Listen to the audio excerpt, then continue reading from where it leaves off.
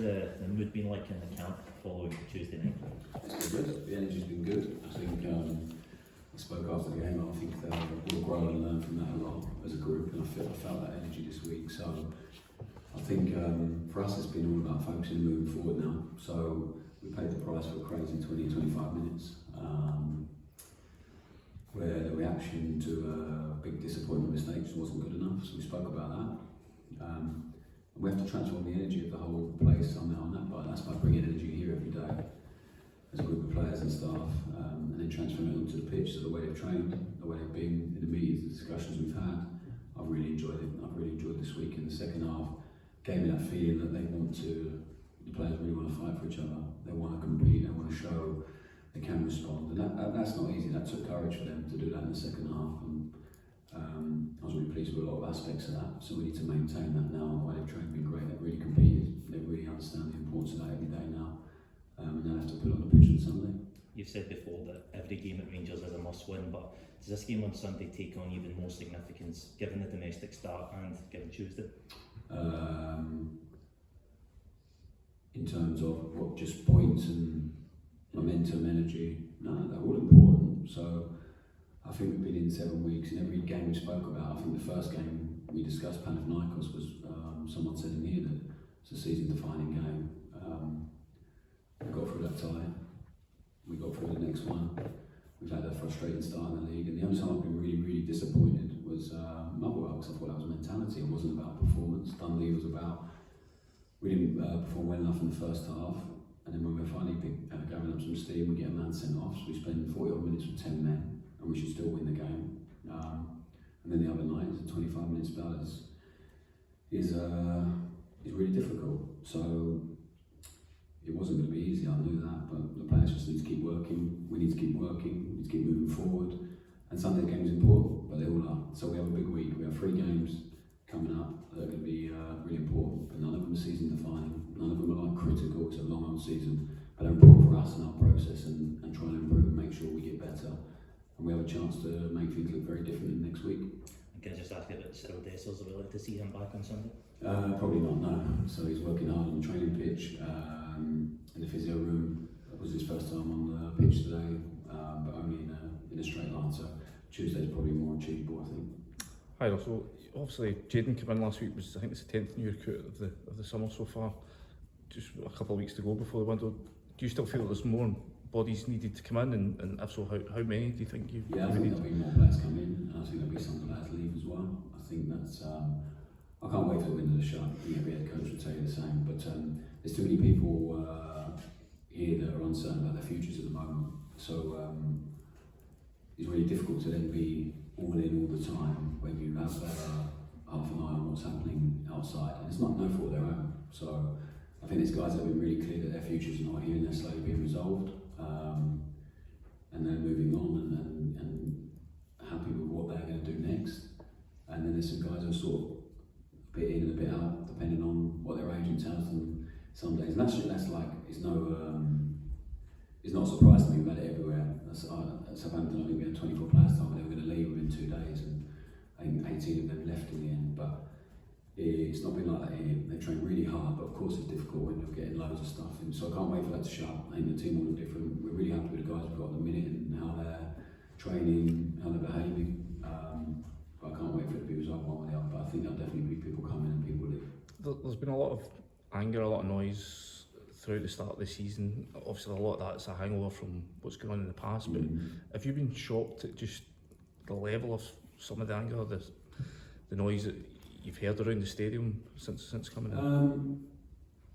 No, I think football's so short term now. The world is with social media and all that stuff. So no, I was well aware when I took the job I wasn't the most popular appointment because I don't have a fancy name, and I had a spell as a player that wasn't fantastic. So I come into my eyes wide open and knew what to expect. So no, I don't think it's a surprise. And also the energy of the club, how it's been over however many years. The frustration, disappointment, all that stuff, but just have to look forward now, like how we can impact it. That's why I don't read it, I don't pay attention to it. It's your guys' job to get as many clicks as you can. I know that, I'm aware of that as are you, so we can sit here and have interesting conversations, and we'll say some stuff and they can be taken away whether people want, really. So it's the way of the world, it is what it is. So we will work every day. I said to you from day one, it's an absolute honour to be here. I'm excited to be in this role and working with this group of players and staff, and that hasn't waned at all. The second half gave me even more excitement about what's to come on Tuesday night. So I can only control what we can control, and that's working really hard, being all in here, treating it like we're going to be here for a long time with the staff and the players. Because if you just focus short term all the time to appease people and to sort of, make people happy, it's not it. So the ownership group are really calm, they've been great. Patrick, Kevin, everyone been so supportive. They understand what's gone on before and what needs to happen and what's going to come here. So really I can't control anything else. I won't put any of my energy or attention to that. And everyone I bump into in the city, they've been great. Maybe I'm walking around in the right areas, but they've been great. Honestly, really supportive, really understanding. I felt nothing but that. So when you're sitting behind a keyboard and all that stuff is really easy to say what you want. Back in the day, you have to go out in the pub and chat with your mates about how bad someone was, and it's gone for a week, but now it's just incessant, constant. So it's the way the world is what it is, and I think if you're a football manager, you have to accept that. So it's not a problem. Our job is to make sure people feel very differently about it in a month's time, 2 months' time, and moving forward. And I think that's what we're going to focus on now with the players. Is everyone's really aware of what's gone on, and we've had really honest chats with a group of players about what's gone on, how they feel about what's gone on. And now we have to look forward and make sure we start winning games and winning in our way and really building. Well, so you said that you accept that you weren't the most popular appointment. I remember asking you when you were unveiled, can you win over your sceptics? And you said, yes, I can. When you look at the stadium the other night, it wasn't full to capacity. Do you think that job is bigger than you initially thought in terms of winning over people? No, I don't think so. I think after playing it for a bit, I understand how big it is and how important it is to everyone here, and how much things get heightened very quickly. So no, I don't think it's a surprise at all, and I think it's something you have to lean into, really. So I said to you at day one, my career was built on proving people wrong. I'm not driven by that. I'm driven about being the best we can be every single day, and now as a coach, I'm driven by helping players as much as I possibly can, and giving them some real clarity and building something for them and for us to perform and win. So the rest will be what it will be. The noise is something I just can't control, and the only way you can control it in football is by winning football matches. And there'll still be some people unhappy that I've got long hair and centre party, and I can't wear a shirt and tie because I'm too sweaty on the sideline. I'll wear it to the games out of respect, but I just can't wear it during the game. So you're never going to please anyone, regardless. Even if we win loads of trophies here, which is the plan, I'm pretty sure there'll still be sceptics. So it's not my focus. Be here every day, as good as I can for the players, bring as much energy for the staff and the players as we possibly can. And we've done that everywhere, and we've enjoyed it everywhere. And we're now here, and we have to do the same. You said also there that the leadership group's very calm. How important is that for you as a head coach a few months in? Yeah, huge. So I've had nothing but support from Andrew, Parag, Greta, Kevin, Patrick here, all the staff here have been fantastic. So they understand, like, you need to build something, it might take a bit of time, and it's why I got a job. So it wasn't an easy process, I said that to you, but I really wanted it. Eventually they decided they wanted me, after a lot of conversations, and then only when you're in somewhere, and it's the same for them, then you start to say, okay, this bit needs sorting, that needs sorting, then you have to prioritise. So our job on the pitch is to prioritise some of the stuff that's hurting us a little bit at the moment, and their job is the same off the pitch, to make sure that we're in a really good place and we just have something to actually, some foundations to actually build from. So they've been great, really supportive. In terms of the transfer window, they've been great. Like I said, I can't wait for that to shut, and I'm pretty sure they'll feel the same way. But yeah, everyone's calm inside here, and everyone is just focusing on what we can impact and what we can do moving forward. Just one last one. In terms of, obviously Hamza came on the other night. Is he fit enough to start if you so wish? No, still not. Right? No, so he's only had probably 5 or 6 training sessions. He came back really late, and obviously then picked up an injury. So we'll have to wait and see. We need to. So it's the balance at the minute of him training, but then doing extra conditioning, but being ready to perform still. So he won't be far off, but he's not quite there yet. Hi Russell, just before you came in here, that this team had a history of quite often losing leads or going behind last season. What happened the other night. Do you think that's a mental thing? And if it's a mental thing, are you somebody who turns to sports psychologists and these kind of things to try and address it? Yeah, so I think it's all football's all psychological. Really, the difference in ability and talent is very minimal. So to get this far, to get in the door, you have to display a level of talent just to be at the football club. And then what will separate you being a really just a player at Rangers or a really, really good player at Rangers and a really good team will be mentality. So as a coach, how you can help players with mentality by giving them clarity, by being consistent, by showing them that actually there are times you have to be a bit vulnerable and it's alright to feel that, but we'll be in it together. I don't think there's been enough trust that that's the case. There's been enough safety in our own building to really take on mistakes and fight together and all that stuff. So I think the players have worked that out, especially after Tuesday night now, that there's not going to be a blame culture, we're all responsible. So we'll use every tool we possibly can, and that's one-on-one discussions, small group discussions, in the team meeting. We spoke a lot about the psychology of the team and how we're going to be and how we want to be. And now it's up to us to keep on about that. So yeah, we'll utilise every tool we possibly can, but it's not as simple as going, here you go lads, there's a tool, go and do it. They have to really feel it. We've all played as well, so we understand how difficult it can be. And I definitely do, because I played there for a short time as well. So we have to be really demanding, but also have a bit of empathy for what they've been through, and then drive them to make sure that we keep growing that mentally, especially as a team.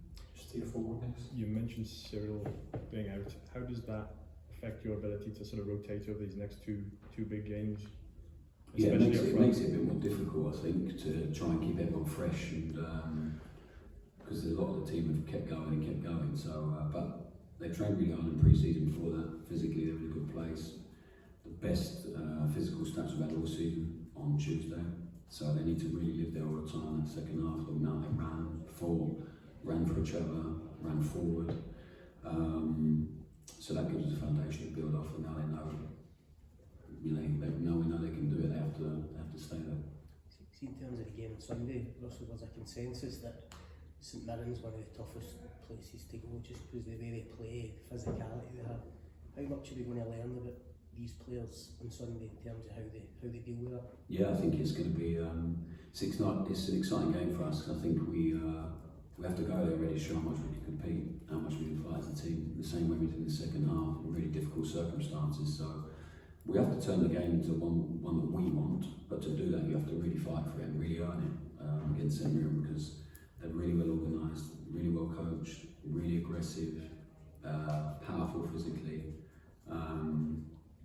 So it's a big challenge. Every game here is a different challenge, so and that's the exciting bit. So the focus in training has been on how we can hurt them and be aware of what their threats are, but all of it starts with the mentality of the team, and we have to really be there from the first minute against St Mirren. So I'm looking forward to that. As I said, to turn it into the game we want to, first we have to fight, and we have to really, go toe to toe with them in that front. See, in terms of the window, I think of all the players you've brought in, only Joe Rothwell is over 25. How keen are you to get more experience in the building before the window? Yeah, I think so. The team would benefit from having, some experienced players on the pitch that are used to the big occasion, that would be there to help their teammates for sure. Because we have a lot of young guys who are growing into it, and they will get better and better. But I think it goes without saying that if you look at the spine of any successful team, there's some real experienced guys that you can always rely on them. Even if they're not going to be 8 or 9 out of 10, you know exactly what you're going to get every single week. So yeah, I think it's something we've been aware of from the start of the window. So there was a guy we were interested really early on who had brought fantastic leadership, who didn't come here in the end. So I think we've been looking for that sort of type since then, and now we have to find the right ones to add to the mix and help out the guys. But it doesn't always come with experienced leadership. Sometimes it comes with a bit of fresh energy, lack of fear. So you lead by example or by energy, or hopefully both. So if we can find a couple of those, it would be great. One for Lewis, one for John, just to finish. So I was keen to know just how much of a challenge this last week has been when you just look at the opposition you've faced. I know no team is the same, but it's very different opposition, isn't it? Alloa to Bruges to St Mirren. How much of a challenge has that been as a coach, or does your message and your prep always just remain the Oh no, same? it's a brilliant challenge. It was one of the exciting parts of taking the job, was to the amount of different challenges we'd have. So the challenge is that we always want to be the team we want to be, but it will look different. It will look different how we build up, maybe how we press, maybe what's really important in the game. So there'll be fundamentals that shouldn't ever change, and that will always be the mentality of the team. But of course, then tactically there'll be things that are different. I think that's like been part of the problem at the moment, is we sort of find one solution to a problem. So like the midfielders were in a meeting the other day and we're talking about, and then they do the same thing on the pitch that they did in the previous game, but it's a different problem. So that's been the brilliant part. But I expect that early on, because then they get something in their mind and they have to think a lot at the moment. And I said to them, it will become like breathing. It'll be second nature at some point when they get into flow, and they won't have to, and they'll work it out themselves on the pitch what the issues are and where they need to be. There's been some really interesting chats with them guys, because then they see it and they go, oh yeah, okay, that's it. But when they have to think and take things really literally, it's difficult at the start. So that's been the really exciting bit. But I feel like they're really getting to grips with that, and then we can start really adapting and tweaking in game, because they'll feel it, they'll understand it, rather than having to get half time and addressing something. So yeah, I think it's exciting for us. That was one of the big parts of taking the job for us, is the different experiences we'll have.